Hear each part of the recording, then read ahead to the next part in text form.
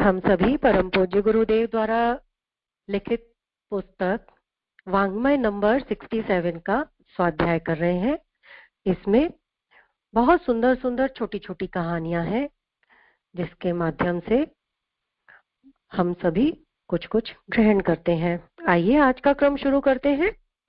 आज की पहली कहानी का शीर्षक है बाल भगवान। महाप्रलय के समय प्रचंड अग्नि की ज्वाला में सब कुछ नष्ट हो गया था। केवल जल ही जल सब ओर दिखाई पड़ता था। तब भी मार्कंडेय मुनि जीवित थे। सब तरफ प्रलय और मार्कंडेय मुनि उस समय जीवित थे। वो भटकते हुए इधर उधर फिर रहे थे तो उन्हें बालक के रूप में भगवान दिखाई दिए। प्रलय की भयंकरता से घबराए मुनि को व्याकुल देखकर बाल रूपमयी परब्रह्म ने कहा, मुनिवर आप बहुत थके हुए मालूम पड़ते हैं। इस विपत्ति से बचने के लिए मेरी शरण में आ जाओ और मेरे शरीर में प्रवेश कर जाओ। बालक भगवान का ही रूप है। मनुष्य बालक के समान मन को निर्मल और विकार मुक्त बना ले तो भगवान ही बन जाता है। कई दिन के श्रम के कारण गहरी नींद आ गई और जब वो सोकर उठे तो उस दिन जैसी शांति और हल्का फुल्का उन्होंने पहले कभी भी अनुभव नहीं किया था। फटी साड़ी का मोल। दूसरी कहानी की ओर बढ़ते हैं। महात्मन तिरुवल्लुर जुलाहे थे।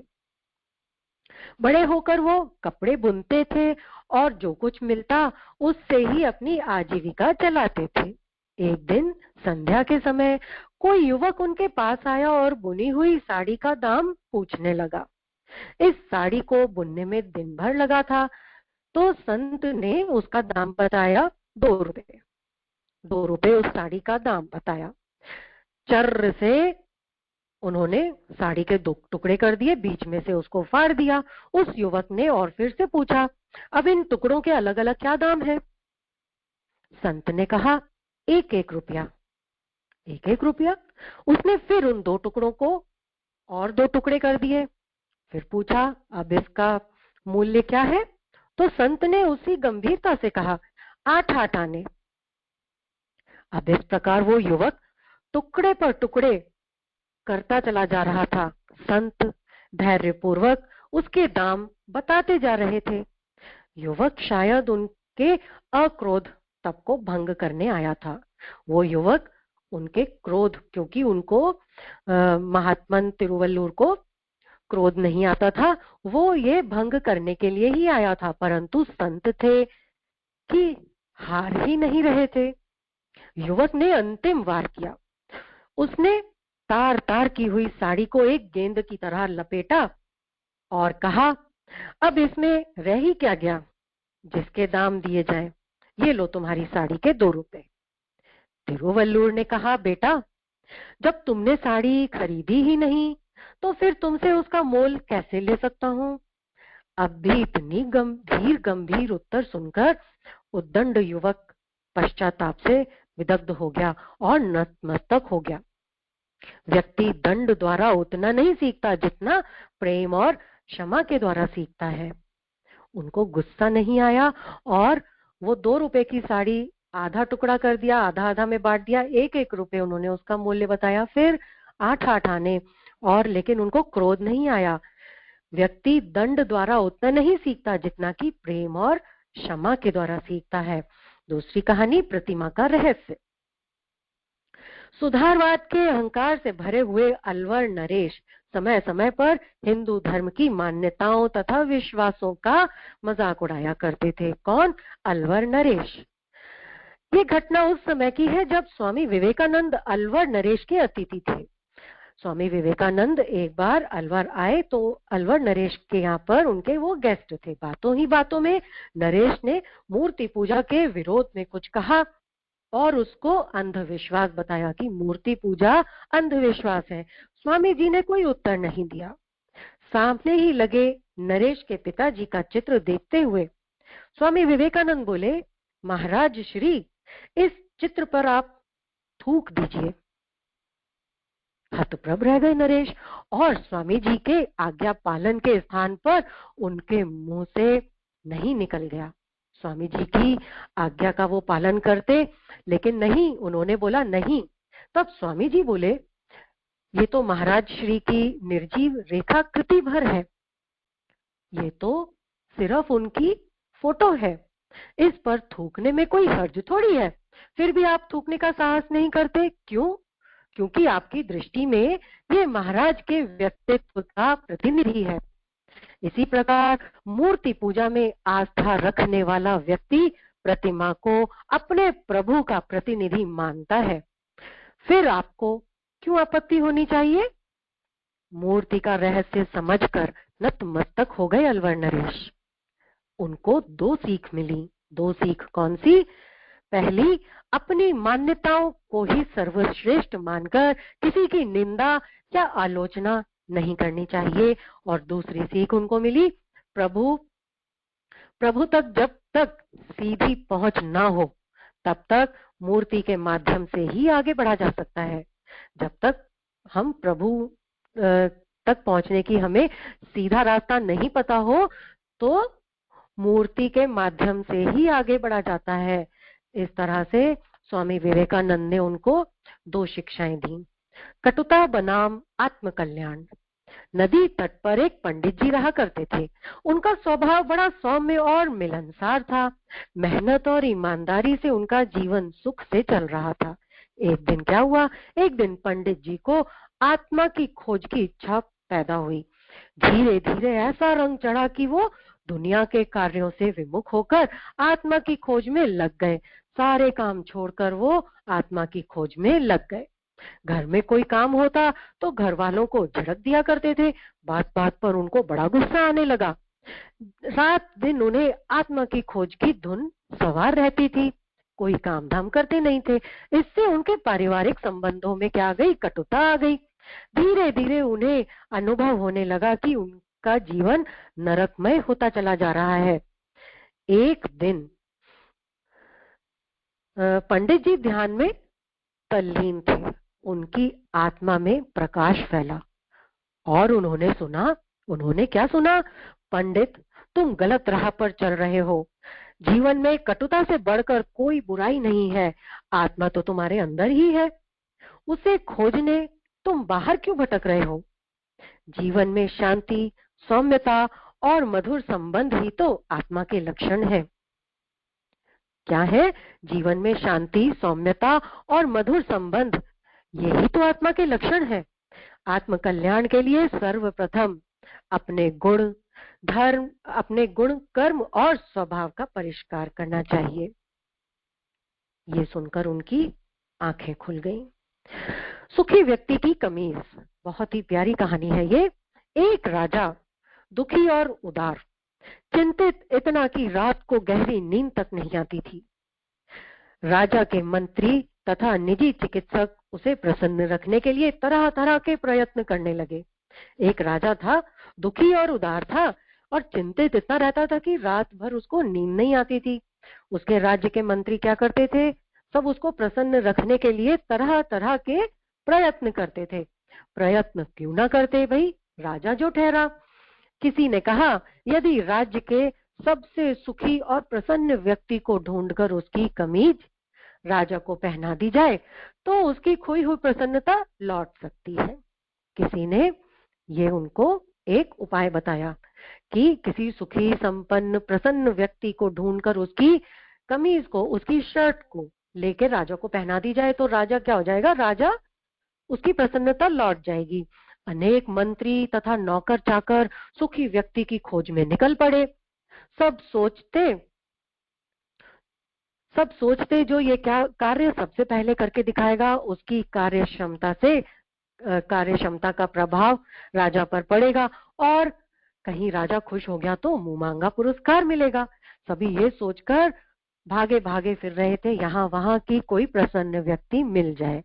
क्यों भाग रहे थे? कि जो पहले अगर ढूंढ के लाएगा तो राजा प्रसन्न हो जाएगा और हमें मुंह मांगा इनाम मिलेगा। एक दिन क्या हुआ, एक दिन सड़क के किनारे अपने राम में मस्त एक सज्जन मिल गए। यद्यपि उन्होंने राजा के सम्मुख जाने की बहुत आनाकानी की, पर विवश थे, जाना ही पड़ा। राजा के सम्मुख उपस्थित हुए। जब राजा राज्य के सबसे प्रसन्न व्यक्ति से मिले तो उनकी खुशी का ठिकाना ही नहीं रहा। वो तो चिल्ला ही पड़े, खुशी के मारे चिल्ला पड़े। क्या चिल्ला पड़े? अच्छा, तुम ही सबसे सुखी व्यक्ति हो, फिर तो कितने ही लोग तुमसे ईर्ष्या करते होंगे। लाओ लाओ, तुम्हारी कमीज कहाँ है? मैं भी उसको पहनकर अपनी उदासीनता और चिंताओं से मुक्त हो जाऊंगा। क्या हुआ आगे? राजन, आप कमीज की बात कर रहे हैं? मेरे पास तो उत्तरीय तक नहीं। उत्तरी मतलब एक ऐसा वस्त्र जो शरीर के ऊपरी हिस्से को ढकने के काम आता है। लंबा दुपट्टा या शॉल समझ सकते हैं। तो वो बोला कि राजन, आप तो एक कमीज की बात कर रहे हैं, मेरे पास तो उत्तरीय तक नहीं है। रमता योगी और बहता पानी जैसा मेरा जीवन है। राजा समझ गया कि सुख वस्तुओं में नहीं, संतोष में है। सबसे बड़ा सुख वस्तुओं में नहीं, संतोष में है। मनुष्य के दुखों का कारण इच्छाएं और वासनाएं हैं। इनके छूटते ही आनंद की उपलब्धि हो जाती है। कितनी सुंदर कहानी थी। सेवा, परोपकार और पुण्य परमार्थ दूसरा खंड है ये। इसमें सेवा, परोपकार और पुण्य परमार्थ, इससे रिलेटेड कहानियां हैं। पराई पीर जब अपनी बन जाए। अपराधी को दंडित तो किया, पर मन विक्षुब्ध हो उठा। मन मंथन से उठने वाली हर तरंग उनसे सवाल पूछने लगी। चोरी के अपराध में चोरी के अपराध में तूने दूसरे को तो पीड़ित किया, लेकिन स्वयं क्या तू चौर्य वृत्ति से मुक्त है? चौर्य वृत्ति से मुक्त मतलब कि चोरी का धंधा, चोरी से धन, चोरी के धन से अपने जीवन उपार्जन करना, तो चौर्य वृत्ति से मुक्त है। वो स्वयं को कोई जवाब नहीं दे पा रहे थे। मन पश्चाताप से भर गया। उन्होंने विचार किया कि राजकोष के लोभ के कारण ही उन्हें किसी को पीड़ा पहुंचानी पड़ती है। दूसरे की पीड़ा पहुंचाने वाले ऐसे राजकर्म का क्या प्रयोजन? और वो एक दिन चुपचाप तपश्चर्या के लिए घर से निकल गए। उनके आगे बढ़ते हर कदम के साथ वैभव, राजकीय ऐश्वर्य पीछे छूटता चला जा रहा था। वो कैलाश पर्वत पर रहने वाली हेमजटा नामक जाति के प्रमुख थे। किनकी बात हो रही है? हेमजटा नामक जाति के प्रमुख। दयालुता, न्याय प्रियता, उदारता के उनके स्वाभाविक गुणों के बावजूद राज्य में कुछ न कुछ दुष्ट और दुराचारी तो थे ही, जिनके साथ उन्हें कठोरता बरतनी पड़ती थी। कुछ ऐसे लोग थे जो दुराचारी थे, दुष्ट थे, न चाहते हुए भी उनके साथ कठोरता तो उनको बरतनी पड़ती थी, उन्हें दंडित भी करना पड़ता था। स्वभाव विरुद्ध होने के कारण इस कठोरता से उन्हें बड़ा क्लेश होता था। अपराधी पर पड़ने वाला हर कशाघात जैसे उनके स्वयं पीठ पर पड़ता था। अपराधी को कोड़े पड़ते थे, उसकी पिटाई होती थी तो वो उसकी पीड़ा स्वयं अपनी पीठ पर अनुभव करते थे, ऐसा उनको लगता था। इस क्लेश से मुक्त होने के लिए वो राज्य छोड़कर वन आ पहुंचे। शांत तपोवन में आश्रम बनाया और तप करने लगे। तपश्चर्या के प्रभाव से चित्त वृत्तियां निर्मल होने लगी। भगवान की भक्ति में उन्हें आनंद आने लगा। आश्रम में अनेक पक्षी भी निवास करते थे। उनमें से कुछ शांत और मधुर प्रकृति के थे, कुछ का स्वभाव दुष्ट और हिंसक भी था। एक दिन क्या हुआ? एक दिन जो वो प्रातः काल अग्निहोत्र समाप्त करके उठे, देखा सामने वाले आम के वृक्ष पर एक बाज एक तोते के बच्चे को पंजों में पकड़कर बैठा हुआ है और उसको मार के खाने का प्रयत्न कर रहा है। बच्चा ची ची करता हुआ तपोवन की शांति को अपनी करुण गूंज से भर रहा था, पर दुष्ट बाज में जैसे दया नाम का नामो निशान नहीं था। उनके न्याय प्रिय हृदय में एक बार शक्ति का आक्रोश जागा। धनुष बाण तो था नहीं, पास ही एक पत्थर पड़ा हुआ था। उसे ही निशाना साधकर जो मारा कि बाज घायल होकर भूमि पर गिर पड़ा। तोते का बच्चा मुक्ति पाकर अपनी माँ की गोद में जा लिपटा। दृश्य बदल गया। मृत्यु आई थी शुक शावक को लेने, पर हाथ में क्या आया? हाथ में बाज लगा। अपने हाथ बाज की मृत्यु देखकर उनका हृदय फिर कांप उठा। तपोवन में प्राणी हिंसा जैसे तपोवन में प्राणी हिंसा कैसे और क्यों हुई? सवाल ये नहीं था। हिंसा का अपराध तो हुआ ही, अंतःकरण पीड़ा से विकल हो उठी। जिस कारण राज और वैभव का परित्याग किया था, वही फिर करना पड़ गया। ये सोचकर उनका चित्त बेचैन हो उठा। आंखों से आंसू बहने लगे। वो सोचने लगे, हे विधाता, कैसी है तेरी सृष्टि! न चाहते हुए भी मनुष्य को क्या क्या करना पड़ता है। उनकी विचार मग्नता की कड़ियां उधर से घूमते घूमते आ रहे महामुनि मांडव्य की पदध्वनि के कारण अनायास बिखरने लगी। वो ये अपने विचारों में मग्न थे और दूसरी ओर से उन्हें महामुनि मांडव्य आते दिखाई दिए। उन्हें दुखी देखकर मुनि सब बात समझ गए। राजा ने मुनि को प्रणाम किया और सविस्तार अपना दुख प्रकट करके उससे छुटकारा पाने का उपाय पूछा। महामुनि मांडव्य बोले, राजन, न्याय न किया जाए, कठोरता न बरती जाए तो दुराचारी लोगों के हाथों सज्जन धर्मनिष्ठ लोगों की दुर्गति होने लगती है। महामुनि उनको समझा रहे हैं कि राजन, अगर न्याय नहीं किया जाएगा, कठोरता नहीं बरती जाएगी, तो दुराचारी लोगों के हाथों सज्जन और धर्मनिष्ठ लोगों की दुर्गति होने लगेगी। इसीलिए व्यवस्था संभालना भी निखिल सृष्टि का महाप्रबंधक भगवान के काम में हाथ बटाना है। इसीलिए ये करना जरूरी होता है।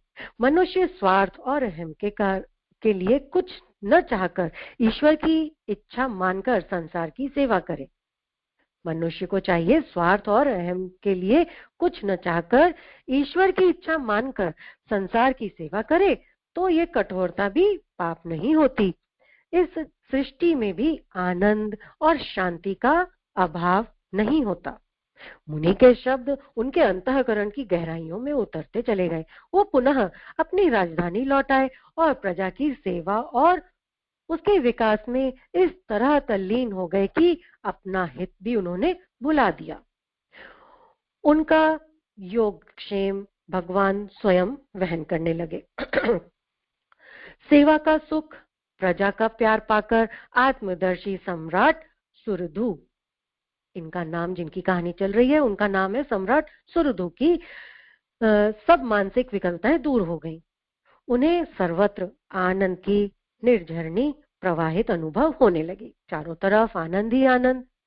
उन्हीं दिनों पारसिक देश के नरेश परिध ने आर्यव्रत की यात्रा की। आत्मज्ञान और समाधि सुख की आकांक्षा से परिधि ने सारे भारतवर्ष के संत, तपस्वियों और ज्ञानियों की शरण ली। अनेक प्रकार की साधनाएं उन्होंने संपन्न की। यम नियम, ध्यान, धारणा, प्रत्याहार के द्वारा उन्होंने इंद्रियों पर नियंत्रण करना भी सीख लिया। कई तरह की सिद्धियों का अर्जन भी किया, किंतु न जाने क्यों उन्हें अपने अंतःकरण में कुछ सूना सूना सा हर समय लगता रहता था। शांति के स्थान पर गहरा द्वंद्व था। खोखलेपन से उपजी आकुलता उन्हें हमेशा घेरे रहती थी। इस अवस्था में परिभ्रमण करते हुए परिध ने भेंट हुई किनसे? महर्षि मांडव्य से।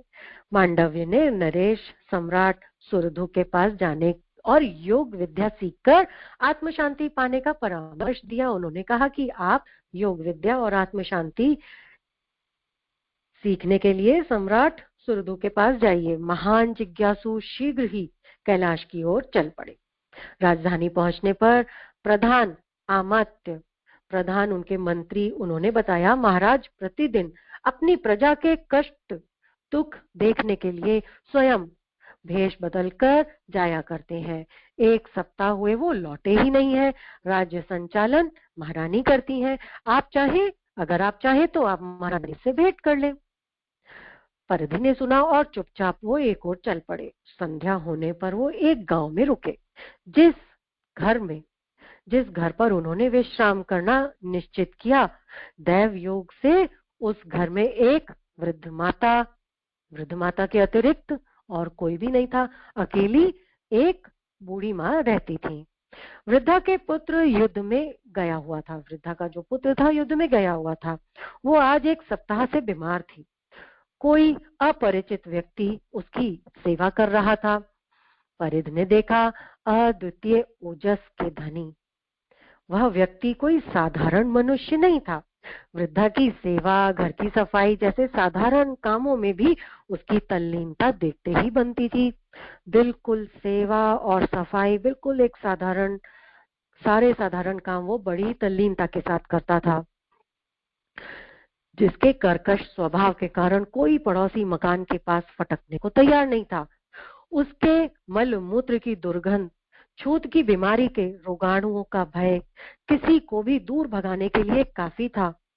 उसकी इतनी आत्मभाव से सेवा। परिधि के मन में उस अपरिचित सज्जन का परिचय प्राप्त करने का कौतूहल जाग उठा। उसको ये बड़ा कंफ्यूजन हुआ कि ऐसी वृद्धा की सेवा करना जिसके पास फटकने के लिए कोई तैयार नहीं है, ये ऐसा कौन व्यक्ति है जो बिना किसी घिन के, घृणा के उनकी सेवा कर रहा है। नियम अनुसार जैसे ही वृद्धा को औषधि पिलाकर परिचारक आश्वस्त हुए कि किसी जाने पहचाने स्वर ने उन्हें प्रणाम करते हुए विनय की, महाराज, आज 7 दिन हो गए। आपके न होने से समूची हेमजटा दुख से छटपटा रही है। सेवा करने वाला व्यक्ति कौन था? कोई नहीं, महाराज थे। वो महाराज सुरधु थे। अपने अंग रक्षक सैनिक की ओर उन्होंने इस तरह देखा जैसे उन्हें पता ही नहीं चला हो कि राजधानी में उनकी अनुपस्थिति को पूरे 7 दिन हो गए हैं। उनको पता ही नहीं चला कि वो पिछले 1 हफ्ते से अपनी राजधानी नहीं गए हैं। उनके मुखमंडल पर सेवा की अपूर्व शांति और आत्मदर्शा की गंभीरता स्पष्ट दिखाई दे रही थी। उन्होंने सैनिक को संबोधित करते हुए कहा, भद्र, मेरा प्रत्येक प्रजाजन मेरे धर्म से जुड़ा हुआ है। ये भी तो मेरा ही कर्तव्य है कि मैं इस वृद्धा की देखभाल करता। तुम चले जाओ राजमहिषी, मेरा संदेश कहो, वो मेरे न पहुंचने तक वहां की व्यवस्था को संभाले रहे। महाराज ने अपने मंत्री को कहा कि तुम जाओ और राजमहिषी से कहो कि जब तक मैं नहीं पहुंचता वो वहां की व्यवस्था को संभाले। सैनिक लौटा और दूसरे ही क्षण सम्राट परिधि महाराज सुरधु के समीप थे। आज उन्होंने समाधि का मर्म जान लिया था। सेवा और प्रेम से लबालब भरा व्यक्तित्व आत्मदृष्टा होने का गौरव पाता है। कौन? सेवा और प्रेम से लबालब भरा हुआ व्यक्तित्व ही आत्मदृष्टा होने का गौरव पाता है। ऐसा आत्मदर्शन जिसमें हर प्राणी की पीड़ा अपनी पीड़ा, हर जीव का दुख दर्द अपना दुख दर्द, अनंत आत्मा की अनुभूति और उसमें खो जाने के सुख से बढ़कर और कोई साधना क्या हो सकती है। परिध को ये जान लेने के बाद और कुछ जानना शेष नहीं रह गया था। शिष्य भाव से उन्होंने सम्राट सुरधु को प्रणाम किया और वो अपने देश की ओर लौट गए। जो शांति उन्हें किसी योग साधना और सांसारिक वैभव से न मिल सकी, वह निष्काम कर्म योग के प्रयोग से सहज मिलने लगी। सेवा और प्रेम के संस्करण। दूसरी कहानी 100 वर्ष पूर्व की बात है। 100 साल पुरानी बात है ये। जापान के धर्म प्रेमी नागरिकों में बौद्ध भिक्षुओं का अच्छा मान सम्मान था। धनी लोगों से लेकर निर्धन और गरीब वर्ग उन्हें मानता था। लोक सेवा और धर्म प्रचार के लिए अपना सर्वस्व त्याग कर देने वाले अकिंचन महामानवों को जनता नहीं मानेगी तो फिर मान सम्मान के योग्य और होगा ही कौन। ऐसे ही एक प्रतिष्ठित और सेवाभावी बौद्ध भिक्षु ने महात्मा बुद्ध के दुर्लभ उपदेश मूल पाली भाषा में प्राप्त किए। अपने देश के नागरिकों में उनका प्रचार करने के लिए उसने जापानी में उसका अनुवाद किया। अब समस्या आई प्रकाशित करवाने की। धन की आवश्यकता थी, किसी से मांगना नियम के विरुद्ध था, किसी से मांगना नहीं था और उसको प्रकाशित करने की समस्या आ रही थी। अयाचित ही जो कुछ मिल जाए उतने ही मात्र से निर्वाह कर लेने का व्रत ले रखा था। अब क्या किया जाए भाई? स्वयं व्रतनिष्ठ रहकर अन्य लोगों को तो धन संग्रह के लिए प्रेरित किया जा सकता है। भिक्षु ने अपने गृहस्थ शिष्यों को इस पुण्य कार्य के लिए धन संग्रह हेतु नियोजित किया। उसमें से कुछ शिष्यों को संकोच हुआ, भिक्षा मांगने पर लोग असम्मान की दृष्टि से देखेंगे। उनको ये संकोच हुआ कि हम भिक्षा मांगेंगे तो हम लोगों को सब सम्मान नहीं देंगे, सब ऐसे ही देखेंगे, उनका अपमान होगा, मान मर्यादा टूटेगी। भिक्षु ने कहा, मान सम्मान सेवाव्रती को अनायास ही प्राप्त हो जाते हैं। मान सम्मान तो जो सेवा और प्रेम करता है उनको अपने आप ही प्राप्त हो जाते हैं। भिक्षु पर श्रद्धा रखने के कारण लोगों ने बात मान ली। भिक्षु पर श्रद्धा रखने के कारण उन लोगों ने बात मान ली। कुछ सज्जनों ने इसको स्वीकार नहीं किया। निदान तय किया गया कि शिष्यगण मांग न सके तो कोई बात नहीं, स्वयं ही अपनी जीविका में से एक नियमित राशि बचाकर भगवान बुद्ध के उपदेशों को प्रकाशित करवाने का प्रयत्न करें। क्या करें? अपनी जीविका में से एक नियमित राशि वो बचा के और इसको प्रकाशित करवाने के लिए जमा कर लें। बात गृहस्थ शिष्यों के गले उतर गई। उन लोगों को ये बात समझ में आ गई। लगभग 5 वर्षों में इतना धन एकत्रित हो गया कि पुस्तक प्रकाशित की जा सके। 5 साल लगे। शिष्यगण प्रति मास बचत किया धन भिक्षु के पास जमा करवा देते थे। उसी समय जापान के एक इलाके में दुर्भिक्ष पड़ा। भिक्षु का मन कुछ करने के लिए तड़प उठा। उधर लोग भूख से मर रहे थे, इधर शिष्यों का अनुदान इकट्ठा होता जा रहा था। भिक्षु ने उन पीड़ित आंखों में सेवा की प्यास देखी और जो भी धन संग्रह हुआ था अकाल पीड़ितों की सेवा में लगा दिया। 5 साल तक वो धन इकट्ठा करते रहे और उसको अकाल पीड़ितों की सेवा में लगा दिया। भूखों को भोजन देने का प्रबंध किया, वस्त्रहीनों को वस्त्र बांटे गए। जितनी भी राशि एकत्रित हुई थी सब की सब इसी कार्य में लग गई। दूसरे वर्ष जब पुनः वर्षा हुई, क्षेत्र से अकाल के काले बादल छटे। जब पुनः वर्षा हुई, क्षेत्र से अकाल के काले बादल छटे तो भिक्षु फिर धन संग्रह में लग गए। अब की बार कुछ शिष्य टूट गए थे, परंतु इससे महात्मा बुद्ध के वह सच्चे अनुयायी निराश नहीं हुए। 10 वर्षों के निरंतर प्रयास के बाद प्रकाश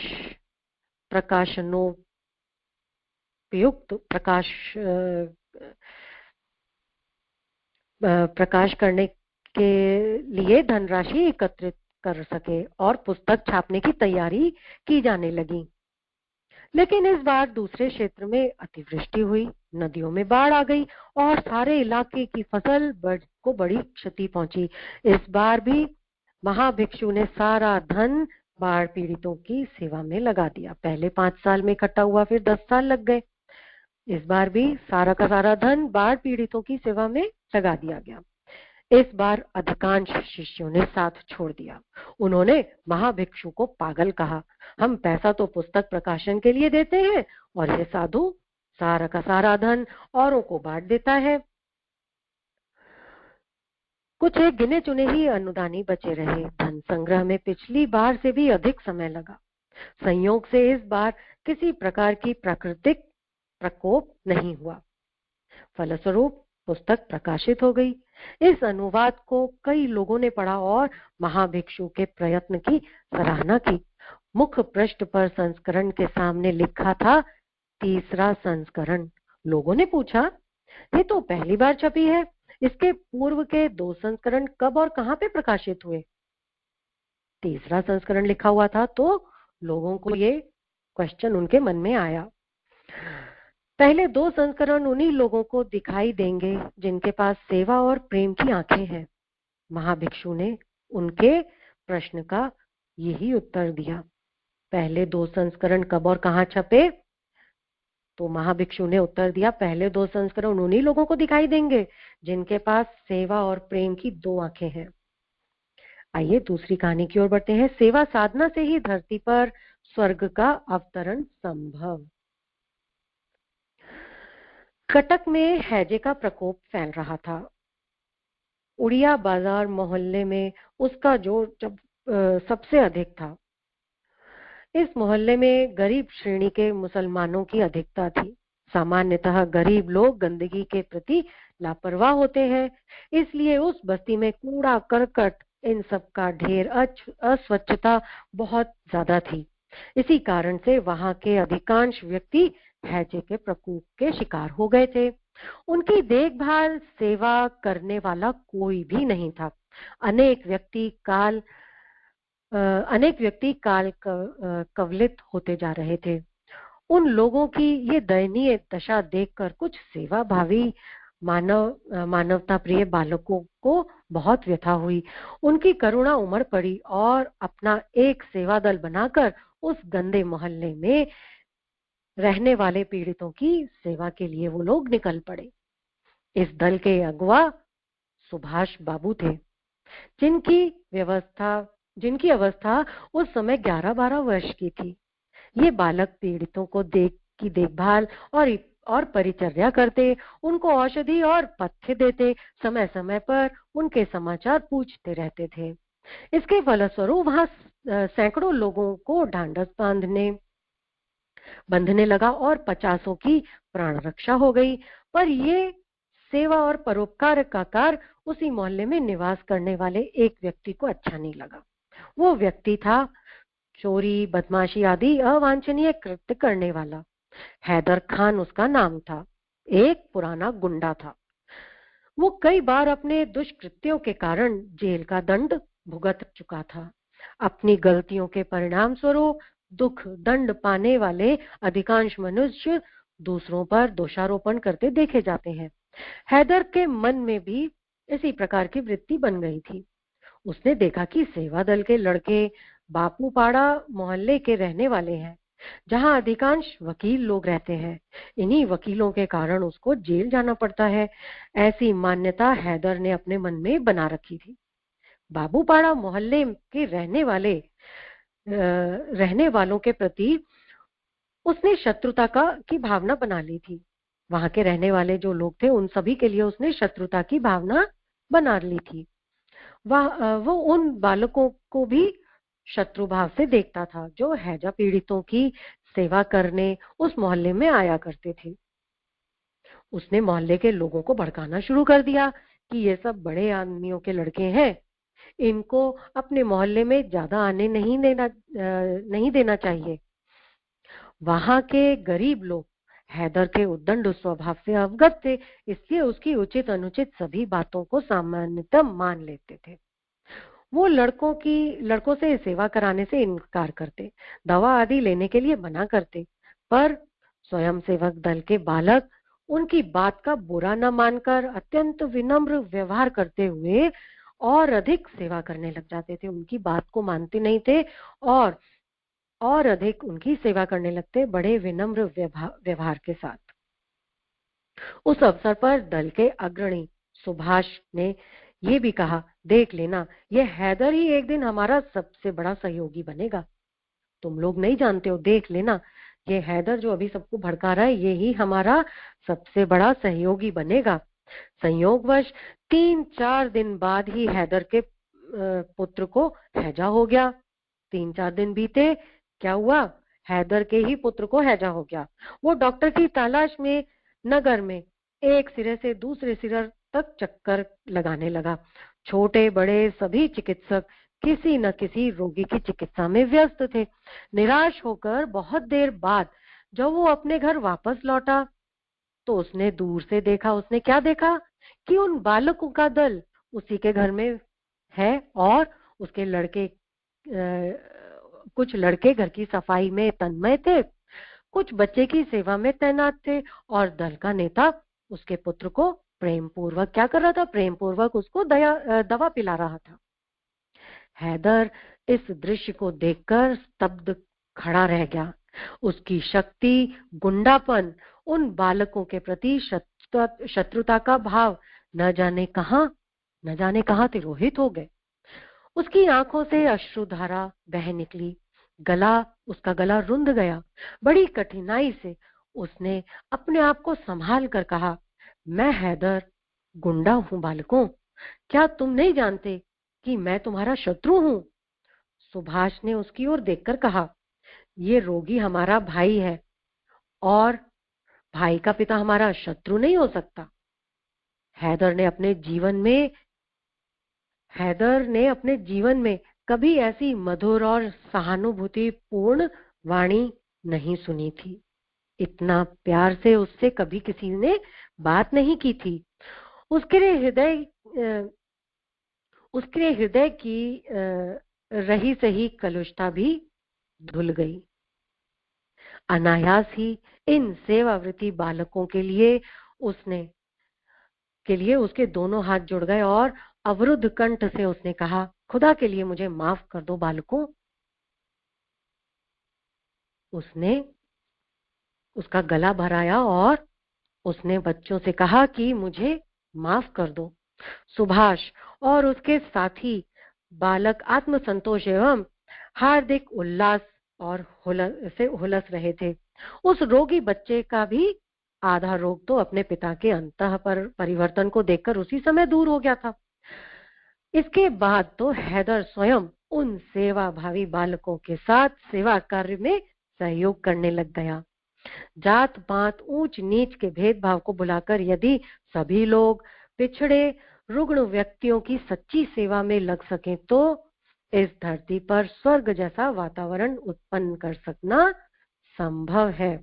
जाति पाति को ऊंच नीच के भेदभाव को भुलाकर यदि सभी लोग एक दूसरे की सहायता सेवा में लग जाएं तो धरती पर स्वर्ग जैसा वातावरण उत्पन्न कर सकना संभव है। सेवा बिना किसी शर्त की। दूसरी कहानी की ओर बढ़ते हैं। ये प्रयाग जाना चाहता है। उस स्त्री ने श्री एकनाथ महाराज के चरणों में मस्तक रखा। क्या कहा कि ये प्रयाग जाना चाहता है। ये कुबड़ा जो मेरी सहायता के बिना खाट से उठ नहीं पाता और मेरे 2 छोटे बच्चे हैं, मैं उन्हें किस तरह छोड़ करके आऊं? कौन पालन करेगा उनका? वो रो रही थी, हिचकियां बंध रही थी। उस स्त्री का पति एक लाठी के सहारे दूर खड़ा हुआ था, कमर झुकाए। उसके नेत्रों में जल था और थी अपार श्रद्धा। वह अपनी स्त्री की भांति घृष्ट नहीं था जो भक्त मंडली को चीरती महाराज तक चली गई। उसने सबसे पीछे बड़े कष्ट से बैठकर पृथ्वी पर सर रखकर कहा और फिर किसी प्रकार लाठी के बल पर खड़ा हो गया। उसे कुबड़ है, सीधा खड़ा होने में असमर्थ है। पैर से घुटनों और कमर में गठिया का भयंकर दर्द रहता है। वो सीधा खड़ा नहीं हो पाता, कुबड़ है और घुटने में कमर में गठिया है, भयंकर दर्द है, खड़ा हो नहीं पाता। प्रातः जब पत्नी उसकी कमर और पैर पर पैर कुछ देर के लिए दबाती है, तब कहीं घंटे 1.5 घंटे दिन चढ़े किसी प्रकार वो उठ पाता है। स्त्री जितनी ही वाणी की तेज है उतनी ही सेवा परायण भी। हृदय स्वच्छ है उसका, जो मुंह में आए बड़बड़ाती रहती है, किंतु यदि किसी दिन दर्द बढ़ जाए, वह चीखने लगे तो दिन रात एक कर देती है। गांव के सारे वैद्यों वृद्धों के घर दौड़ जाती है, कभी तेल मलती है, कभी सेकती है, और जब कुछ भी वश नहीं चलता तो उसके पैरों पर सिर रख के फूट फूट कर रोने लगती है। वह समझती है और उस समय भी खरी खोटी सुनाने में बाज नहीं आती। सब कुछ काम करती है लेकिन खरी खोटी सुनाने से बाज नहीं आती। तूने ही तो दही खा ली, तूने मना करने पर चोरी से मूली खाई होगी, जरूर कुछ खाया होगा। बड़ा चटोरा है तू, तू मुझे मार डालेगा। बड़बड़ाती रहती, क्या बड़बड़ाती रहती थी कि तूने दही खा लिया चोरी से, मना करने के बाद भी चोरी से तूने मूली खा ली, तू बड़ा चटोरा है, तू मुझे मार ही डालेगा। वो रोती भी जा रही थी। पति की शब्दों पर उसे विश्वास नहीं।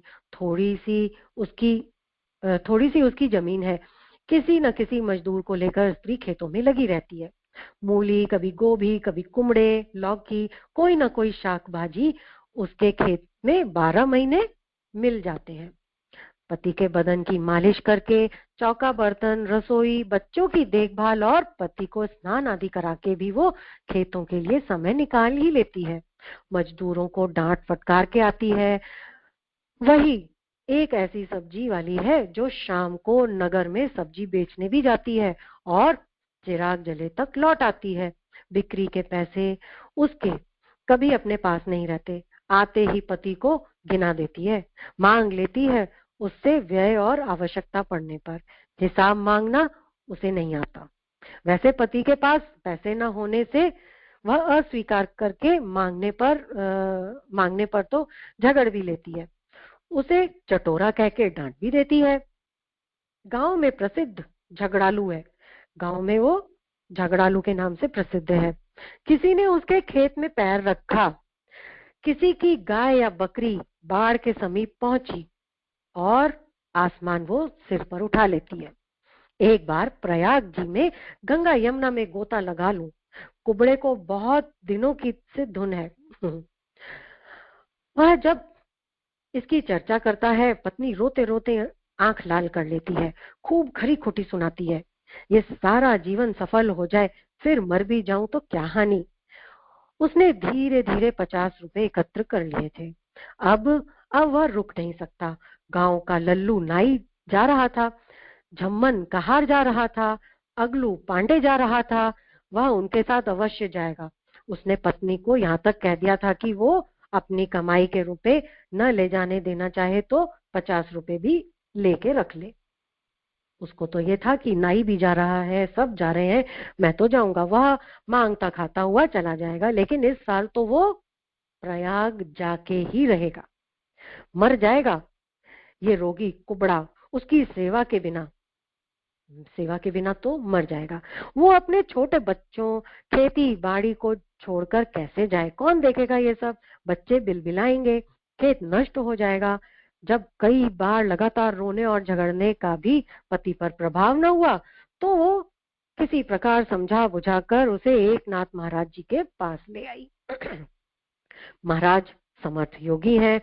उन्होंने गंगोत्री से रामेश्वर पर चढ़ने के लिए उन्होंने गंगोत्री से रामेश्वर पर चढ़ाने के लिए लाए जाने वाले जल को प्यासे गधे को पिला दिया था। वहीं पर भगवान रामेश्वर प्रकट हो गए थे। हो सकता है वो दया करें तो इसे किसी प्रकार रोक पाए, कुछ समझा दें, उसकी बुद्धि बदल दें। इसीलिए वो अपने पति के साथ एकनाथ जी के पास आई थी। एकनाथ महाराज को भी पता नहीं क्या सूझी उस दिन। वो महात्मा है, साधु है, उन्हें चाहिए तो था कि समझा बुझाकर पति को तीर्थ भेजने पर तीर्थ भेजने पर राजी कर देते। उन्होंने तो उसे अपने पास रख लिया। भला ये भी कोई आज्ञा है, 1 माह तक यहाँ आना मत। उन्होंने सोचा होगा अच्छा मजदूर मिला, 1 महीने तो बिना मजदूरी दिए रोटी पर भी काम करा लो। वो नहीं मानेगी इस आज्ञा को। पता नहीं उसके रोगी पति को वहां क्या क्या करना पड़ता होगा, कितना कष्ट होता होगा उसे। वो देख आए तो क्या हानि। नित्य वो जाने का संकल्प करती और जा नहीं पाती, कहीं पति को कोई अकल्याण ना हो गया हो। एकनाथ महाराज जी ने उसको बोला कि इनको यहाँ 1 महीने के लिए छोड़ दो। दिन रात सोचा करती थी पति के विषय में, पता नहीं क्या करता होगा, कौन सवेरे उसकी टांग और कमर को मलता होगा, कौन देता होगा उसको नहाने के लिए गर्म पानी, पता नहीं उसे भरपेट भोजन मिलता भी होगा या नहीं। बड़ा चटोरा है वो, बिना भाजी के रोटी नहीं उतरती उसके गले से। औरत से भी ज्यादा लजीला है। मुझसे ही कुछ नहीं मांगता था, वो वहां किससे मांगेगा। सोने को खाट भी नहीं मिलती होगी उसको। रात में जब बच्चे सो जाते तो वो खाट पे पड़े पड़े रोया करती थी, अपने पति के बारे में यही सब सोचती थी कि कौन उसको गर्म पानी देगा, कौन उसको भरपेट खाना खिलाएगा, बड़ा चटोरा है, आदि आदि। पता नहीं उसे क्या सूझा था कि एकनाथ महाराज के पास ले गई थी उसे। वह प्रयाग ही तो जाना चाहता था, कोई बुरा काम थोड़ी करना चाहता था। उसी के बहाने गोता लगाने को मिल जाएगा गंगा जी में। ठीक ही तो कहता था। जीवन का क्या ठिकाना। उसकी एक लालसा को भी पूरा नहीं कर सकती। व्यर्थ है उसकी पत्नी का होना। अपने दुख का पार नहीं पाती थी आजकल। वो यही सब सोचती रहती थी। क्या चाहता था वो? सिर्फ गंगा जी में डुबकी तो लगाना चाहता था। मैं भी चली जाती तो मेरा भी कल्याण हो जाता, मैं भी लगा लेती डुबकी। वह पता लगाती रहती थी कि गांव से कौन कौन कब पैठन जा रहा है। जाने से पहले वो खूब समझा देती थी कि दया करके उसके पति का समाचार अवश्य लेकर के आए। पर जाने वाले के घर एक टोकरा बैंगन और सेम भी पहुंचा के आ जाती थी। जो जाता था उसके घर में बैंगन और सेम भी पहुंचा के आ जाती थी। उमड़ पड़ती थी उसकी उदारता उस समय।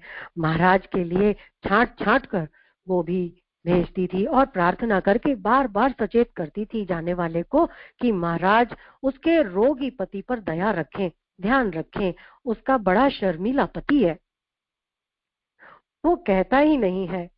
कष्ट तो उसको होता होगा। प्रत्येक लौटने वाले से संदेश समाचार सुनने के लिए जाती। उसे कभी इस बात पर विश्वास नहीं होता था कि उसका पति बहुत प्रसन्न है। जो भी वहां से संदेशा लेके आता था सब कहते थे बड़ा प्रसन्न है, तो उसको इस बात पे विश्वास नहीं होता था। महाराज की उस पर बड़ी कृपा है, मोटा हो गया है। उसे लगता कि यात्री उसका उपहास कर रहे, मजाक उड़ा रहे हैं, या उसका पति उसे बहलाने के लिए अथवा संकोचवश ये सारे झूठे समाचार भेज देता है। एक महीना जैसे एक युग की तरह बीता।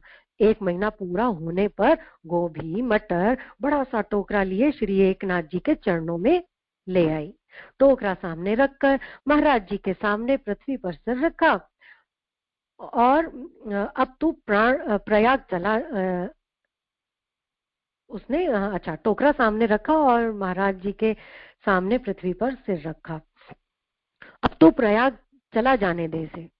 आशीष के स्वरों में महाराज ने पास खड़े उसके पति की ओर देखकर हंसते हुए कहा, मैं भी तो जाऊंगी प्रभु। कहने को तो कह दिया, किंतु पति की ओर दृष्टि पड़ते ही वो क्या हुआ, हक्की बक्की हो गई। उसका कुबड़ा पति सीधा खड़ा है, ऊबड़ का पता नहीं, और कब बड़ा प्रसन्न और स्वस्थ लग रहा है। वह मूर्ति की भांति गुमसुम देखती रही। नेत्रों के प्रवाह ही कहते थे कि वह आनंद के आवेग में मरी नहीं, जीवित है अभी। उसके पति ने एकनाथ महाराज जी के चरणों पर मस्तक रखा और तब उसने अपने को संभाल कर फिर से टेका पृथ्वी पर और पति के साथ। अच्छा तो है, तुम दोनों ही तीर्थ करके आओ। महाराज हंसने लग गए और उन्होंने आदेश दे दिया, मेरा प्रयाग तो गुरु चरणों में है। पुरुष ने दोनों पैर पकड़ लिए संत के, जो सब समय और सब कहीं श्रद्धालु शिष्य को सुलभ है।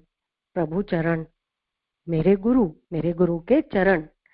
मैं अब इन्हें ले जाकर एक बार अपने घर को पवित्र किए बिना नहीं मानूंगा। अपने गुरु को एक बार अपने घर लेके जरूर जाऊंगा। बड़ा श्रद्धा भरा निमंत्रण था। महाराज अपने घर पधारेंगे। वह जैसे आनंद से पागल हो जाएगी, बिना ये देखे कि वहां एक भीड़ में खड़ी है। वह पति के कान के पास मुंह ले जाकर फुसफुसाने लगी, तुम्हारे 50 रुपए मैंने संभाल के रखे हैं और एक महीने में 50 और एकत्रित कर लिए हैं। संकोच मत करो महाराज जी से आग्रह करने में। महाराज जी से आग्रह करो कि वो घर अवश्य आए। जो तुमने 50 रुपए दिए थे ना, वो भी मैंने संभाल रखे हैं और 50 रुपए उसने और जमा कर लिए थे। तुमने जिस परिश्रम और आदर के साथ पूरे महीने भर मेरी सेवा की है, उसका पुरस्कार देना मेरी शक्ति के बाहर है। मैं तुम्हारा अनुरोध टाल नहीं सकता।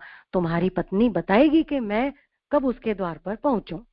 जी चाहता था कि कह दे वो, महाराज जी चले ही चलिए अभी। साथ ही चले चलिए। लेकिन वो मूर्ख नहीं। महाराज का क्या, अभी उठकर चल देंगे? वो क्या करेगी? गेहूं पीसना होगा, घी मंगाना होगा, आसपास के गांव में निमंत्रण देना होगा। वो बड़ी धूमधाम से महाराज जी का स्वागत करेगी। एकादशी प्रभु को एकादशी प्रभु वहीं करें और द्वादशी की झूठन से कृतार्थ करें हमें। चतुरता पूर्वक 2 दिन का समय मांग लिया उसने। चतुर तो थी, उसने क्या बोल दिया कि एकादशी को प्रभु वहीं एकादशी वहीं पे करें और द्वादशी की जूटन से कृतार्थ करें। कुबड़ा नाई पास जाकर वहीं खड़ा हो गया। ईर्षा से जला जा रहा था। ये कुबड़ा महीने भर सेवा करके कुबड़ और गठिया से छुटकारा पा गया और महाराज उसके घर जाना स्वीकार कर चुके हैं, किंतु वो नित्य महाराज के पैर दबाकर अपने कुबड़ से छुट्टी नहीं पा सका। अब कौन उसे बताए कि गुरु की सेवा आदर श्रद्धा पूर्वक करने से सब कुछ दे देती है। गुरु की सेवा आदर और श्रद्धा पूर्वक करने से सब कुछ दे देती है, सारे क्लेशों का नाश कर देती है। वह तो उन्हें गुरु भी नहीं स्वीकार करता, पैर दबाता है इसलिए कि अन्न पाता है उसके बदले, इसीलिए पैर दबाता है, इसीलिए गुरु की सेवा करता है कि इसके बदले में कुछ मिल जाएगा। आइए आज का क्रम हम यहीं पर समाप्त करते हैं। परम पूज्य गुरुदेव परम वंदनीय माता जी के चरणों में श्रद्धा पूर्वक नमन करें। उनका स्नेह आशीर्वाद हम सभी को इसी प्रकार प्राप्त होता रहे। ओम नमो स्वनंताय सहस्त्रमूर्तये सहस्रपादाक्षिशिरो रुबाहवे सहस्रनाम्ने पुरुषाय शाश्वते सहस्रकोटि युगधारिणे नमः। सहस्रकोटि युगधारिणे नमः। आगे आहुतियों का क्रम